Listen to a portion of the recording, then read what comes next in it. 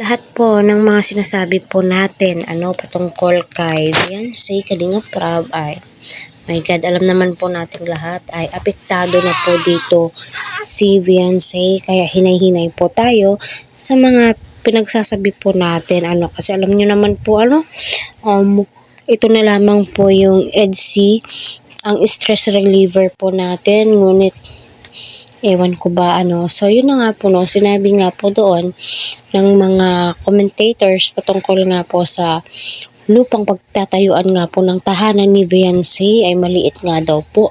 So ano po sa palagay po ninyo, yung 100 square meter ay maliit nga ba sa kanila?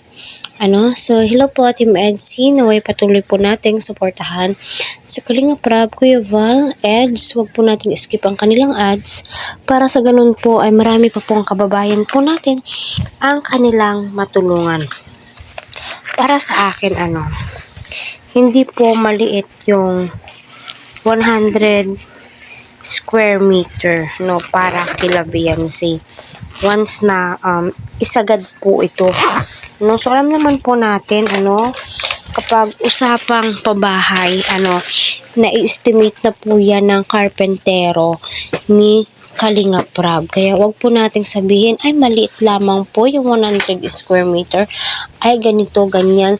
So sila po yung nakakaalam, 'di ba? So kita naman po natin malaki naman po yung mga pabahay ni Kalingap Rab at hindi nga po basta-basta so nakakalungkot lang kasi may mga viewers minsan na sobrang choosy si si Beyonce simple lamang po yung gusto po niyang pabahay, pero tayo minsan ay napupuna po natin wag naman pong ganon bagkos ipagdasal po natin na mapabahayan na po si Beyonce kasi malapit na pong matapos yung bahay ni Carla, diba? Kita naman po natin, napakasimple po ng bahay ni Carla, pero my God, materialis pa lang, Kita naman po natin, hindi din po basta-basta, diba? Kaya minsan, hindi po talaga maiiwasan na mai-stress sa Kalingap Rab sa mga comments, kasi kung EDC fanatic ka po talaga, EDC Global supporters or isipin po natin yung nakakabuti kay Beyonce, hindi yung ay ganito ganyan, napakahirap po yung ganon